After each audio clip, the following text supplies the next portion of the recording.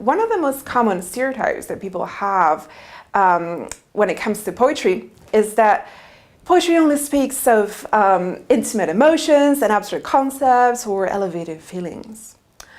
But poetry is much more than just that.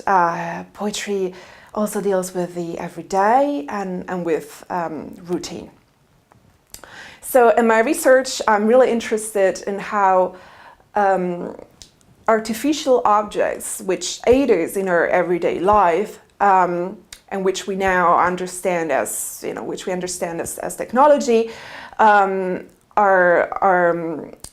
utilized in poetry to give sort of specific meaning, or what they do to poetic form. So if you just listen to this couple of lines from a poem entitled "Mood" by Nancy Cunard, you'll see what I mean. Smokestacks, coalstacks, haystacks, slack, colourless, scentless, pointless, dull, railways, highways, roadways, black, Grantham, Birmingham, Leeds and Hull.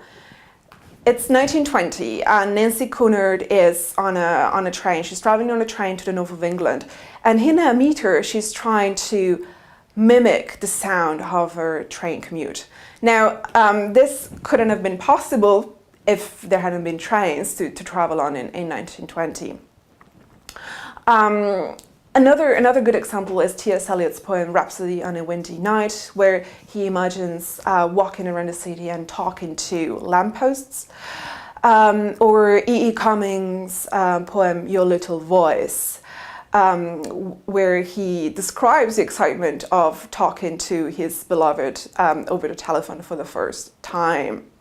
Looking at technology in poetry is important for us today to try and recover the lost meanings of that these technological artifacts had at the time when they first came about, and also the poetic appeal that these had for the writers writing at the time.